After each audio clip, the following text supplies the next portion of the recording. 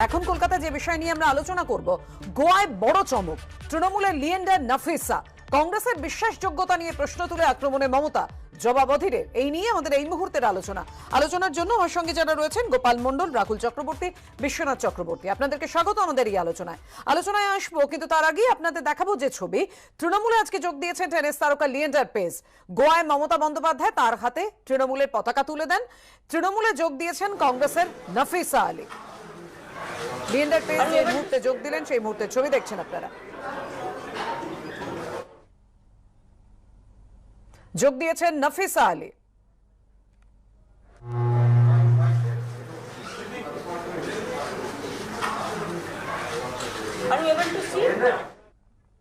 ত্রিপুরাতে আমরা গেলে মারধর করা হচ্ছে, অসমে উত্তরপ্রদেশে আমার সাংসদদের ঢুকতে দেওয়া হচ্ছে না, গোয়ায় আমার পোস্টার বিকৃত করে দেওয়া হয়েছে। এরকম করলে তো মুছে যাবে। গোয়ায় দলীয় বৈঠকে বিজেপিকে আক্রমণ মমতা বন্দ্যোপাধ্যায়ের, পাল্টা আক্রমণ বিজেপির।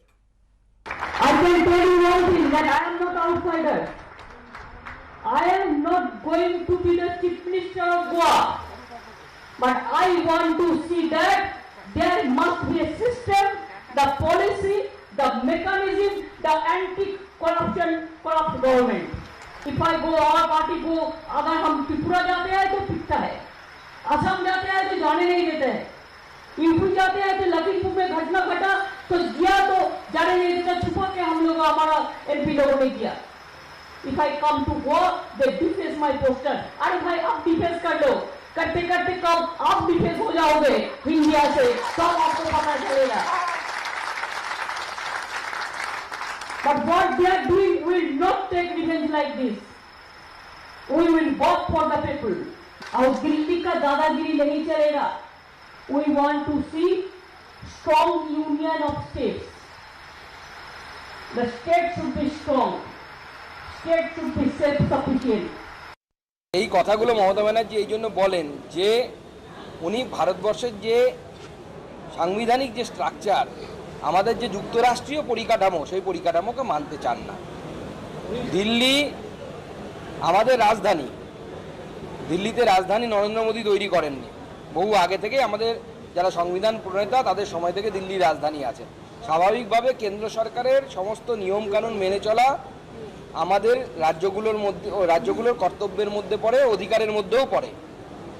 স্বাভাবিকভাবে দিল্লি কোনো দাদাগিরি থাকে না, কিন্তু দিল্লির নিয়মকানুন যদি মেনে না চলি তাহলে তো পশ্চিমবঙ্গ ভারতবর্ষের অঙ্গরাজ্য না বাংলাদেশের অঙ্গরাজ্য, সেই কোনো পার্থক্য থাকবে না। মমতা ব্যানার্জি এবং তার পরিবার দিল্লিতে ক্ষমতায় বসবেন, তার মনের এই বাসনা। আমি রাহুলদার কাছে শুরুতেই আসবো। রাহুলদা, মমতা বন্দ্যোপাধ্যায় একদিকে গোয়া গেলেন 3 দিনের সফর, তার অন্যদিকে আজকে সুকান্ত মজুমদার রাজ্য বিজেপি সভাপতি, তিনি বলছেন কোন রকম কোন যুক্তরাষ্ট্রীয় কাঠামোই মানেন না মমতা বন্দ্যোপাধ্যায়। এটা অদ্ভুত কথা। মমতা বন্দ্যোপাধ্যায় বিগত বিধানসভা নির্বাচনে দাঁড়িয়ে ভারতীয় জনতা পার্টিকে এখানে তাদের বিজয়রথ থামিয়ে দিয়েছেন, এবং এটা সারা ভারতবর্ষের কাছে বার্তা গেছে যে নরেন্দ্র মোদীর ঔদ্ধত্য এবং অমিত শাহের যে ঔদ্ধত্য নিয়ে সারা ভারতবর্ষে শাসন করার যে পরিকল্পনা বা চক্রান্ত করেছিল, সেটাকে বাংলায় দাঁড়িয়ে মমতা বন্দ্যোপাধ্যায় থামিয়ে দিয়েছিল।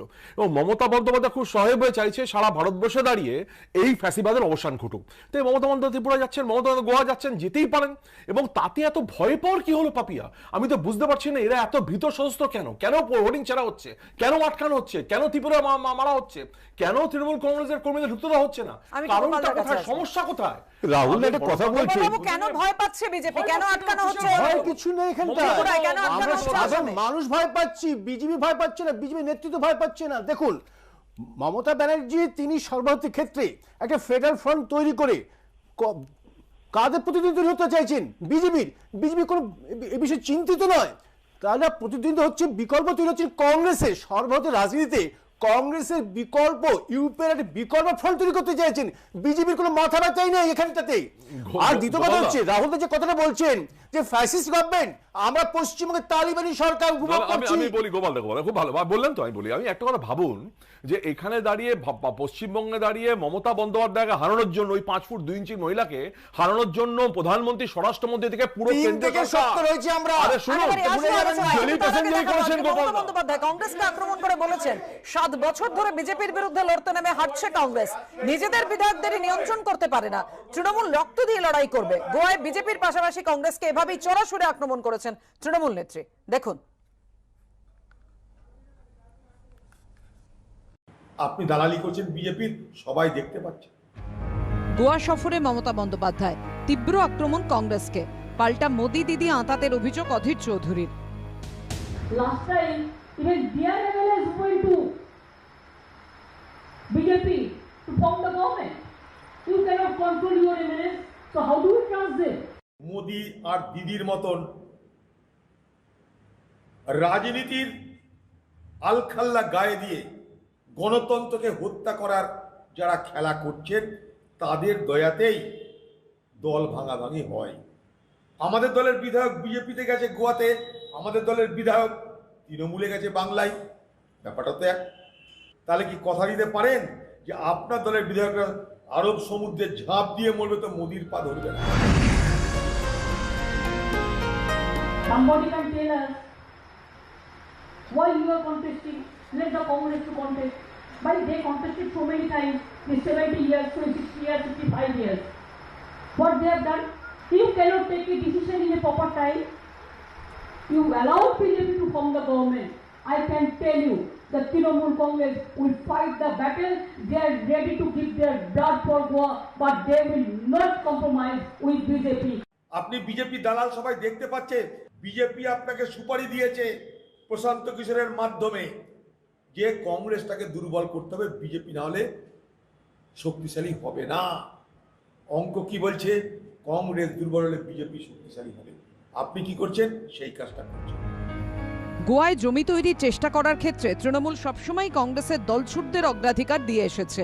2012 সালে প্রাক্তন কংগ্রেস নেতা তথা প্রাক্তন মুখ্যমন্ত্রী উইলফ্রেড ডিসুজার নেতৃত্বে গোয়ায় বিধানসভা ভোটে লড়েছিল তৃণমূল। 2014 লোকসভায় গোয়ায় মাটি তৈরি করতে দক্ষিণ গোয়া কেন্দ্র থেকে প্রাক্তন কংগ্রেস নেতা তথা প্রাক্তন মুখ্যমন্ত্রী চার্চিল আলেমাকেও প্রার্থী করেছিল তৃণমূল। এবার 2022-এর বিধানসভা নির্বাচনে আরেক প্রাক্তন কংগ্রেস নেতা তথা প্রাক্তন মুখ্যমন্ত্রী লুইজিনহো ফালেইরোর নেতৃত্বে লড়তে চলেছে মমতা বন্দ্যোপাধ্যায়ের দল। যদিও ভোটের ফল বলছে এখনো পর্যন্ত তৃণমূলের গোয়া অভিযান কোনোদিনই সাফল্যের মুখ দেখেনি। 2012-র বিধানসভা ভোটে গোয়ায় 40টি বিধানসভা কেন্দ্রের মধ্যে 20টিতে লড়াই করেছিল তৃণমূল। সবকটি আসনে তাদের জামানত বাজেয়াপ্ত হয়েছিল। 2014 লোকসভা ভোটে দক্ষিণ গোয়া কেন্দ্রের তৃণমূল প্রার্থী চার্চিল আলেমাও মাত্র 11,941টি ভোট পেয়ে শোচনীয়ভাবে পরাজিত হন, তার জামানত বাজেয়াপ্ত হয়। এবার গোয়ায় জমি তৈরির তৃতীয় চেষ্টায় বর্ষিয়ান লুইজিনহো ফালেইরো তৃণমূলকে কতটা সাহায্য করতে পারেন তার উত্তর সময়ই দেবে। তবে এবার যে তৃণমূল ছাপ ফেলতে মরিয়া তার প্রমাণ খোদ মমতা বন্দ্যোপাধ্যায়ের সেখানে যাওয়া। You have got so many opportunity for the other political parties. Give one opportunity to Trinamool Congress. Give one opportunity to All India Trinamool Congress. It is also a national party. And shortly we said TMC, Temple Mosque Church. ভারতবর্ষের কংগ্রেসকে দিদি আর আপনার marketing manager Prashant Kishor ধ্বংস করতে পারবে না। আপনি যতই গোয়া যান আর আপনি যেখানেই যান, গোয়ায় যান, ভোট লড়ুন, হুক্কা হুয়া করুন, চলে আসুন। শেষ লোকসভা নির্বাচনে গোয়ার দুটি কেন্দ্রের মধ্যে একটিতে জয়ী হয় কংগ্রেস, আরেকটিতে বিজেপি। গোয়া ছোট্ট রাজ্য হওয়ায় মহারাষ্ট্রবাদী গোমন্তক পার্টি কিংবা গোয়া ফরওয়ার্ড পার্টির মতো স্থানীয় ছোট দলগুলিও অনেক সময় সরকার তৈরির সময় ফ্যাক্টর হয়ে ওঠে। আর এবার মমতা বন্দ্যোপাধ্যায় তৃণমূল ও অরবিন্দ কেজরিওয়ালের আম আদমি পার্টি গোয়ায় ঝাঁপাচ্ছে। এখন প্রশ্ন হলো, তৃণমূল কিংবা আপ কি গোয়ায় ক্ষমতা দখল করতে পারবে, নাকি তাদের ভোট কাটাকাটির ফলে অন্য কেউ লাভবান হবে? আর তেমনটা হলে গোয়ায় ভোট কাটাকাটিতে লাভ কার? এসব প্রশ্নের উত্তর দেবে সময়। আশাবুল হোসেন ও রাজীব চৌধুরীর রিপোর্ট, এবিপি আনন্দ। বিশ্বনাথদার কাছে আসবো। বিশ্বনাথদা, গোয়ায় গিয়ে মমতা বন্দ্যোপাধ্যায় যেমন বিজেপিকে আক্রমণ করেছেন তেমন কংগ্রেসকেও চড়া সুরে আক্রমণ করেছেন। কংগ্রেস বলছে এটা একটা ডিল হয়েছে, পুরোটাই বিজেপিকে সুবিধে করে দেওয়া। লাভ কার? দেখো, গোয়াতে মোট ভোটারের 34% হলো খ্রিস্টান ভোটার। এই খ্রিস্টান ভোটার অ্যান্টি বিজেপি ভোটার এবং মূলত কংগ্রেস ভোটার। আর অন্যদিকে প্রায় 64-65% ভোটারই হলো হিন্দু ভোটার, যাদের উপর বিজেপির প্রভাব আছে এবং মহারাষ্ট্রবাদী গোমান্তক পার্টিরও একটা প্রভাব আছে। ফলে এইটার সম্ভাবনা, অনেকগুলো সম্ভাবনা আছে। তারপরে বড় সম্ভাবনা যেটা, যে খ্রিস্টানদের ভোটটা যদি স্প্লিট হয়, কংগ্রেস, তৃণমূল কংগ্রেস, আপ বা অন্য যে ছোট ছোট দলগুলো আছে তাদের মধ্যে যদি স্প্লিট হয়, ডেফিনেটলি তার সুবিধা একটা তৃণমূল বিজেপি হবে। এবং বিজেপি, আমি গোয়াতে প্রতিনিয়ত খবর রাখছি, আমাদের শিক্ষকরা ওখানে আছেন, তাদের মাধ্যমে আমি জানতে পারছি যে বিজেপি অত্যন্ত প্রফুল্ল, মানে খুশি। তার কারণ বিজেপি সরকার খুব ভালো চলছিল না।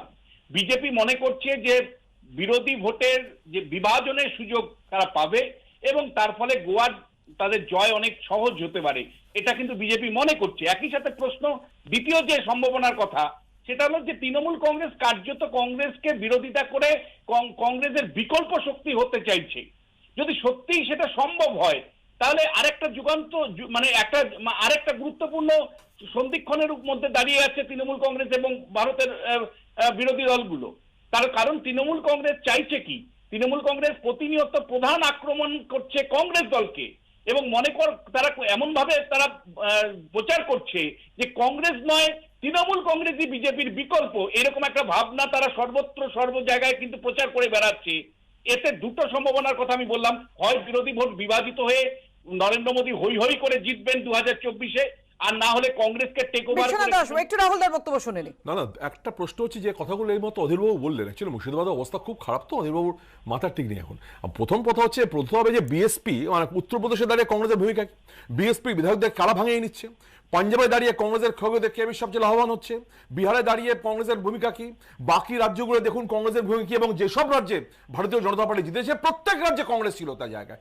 মহারাষ্ট্র দিনে শিবসেনার মতো দলের সাথে হাত মিলিয়েছে। তো কংগ্রেস আজকে কোন লজ্জায় কোন মুখে কথাগুলো বলছে, আর উল্টো দিকে বিজেপিকে যদি প্রতিহত করতে পারে তার নাম তৃণমূল কংগ্রেস, সেটা পশ্চিমবঙ্গে দাঁড়িয়ে মমতা বন্দ্যোপাধ্যায় করে দেখিয়েছে। গোপাল বাবুর প্রতিক্রিয়া দেব, একটা বিরতির সময় হয়েছে, একটা বিরতির পর ফিরে আসছে, সঙ্গে থাকবে।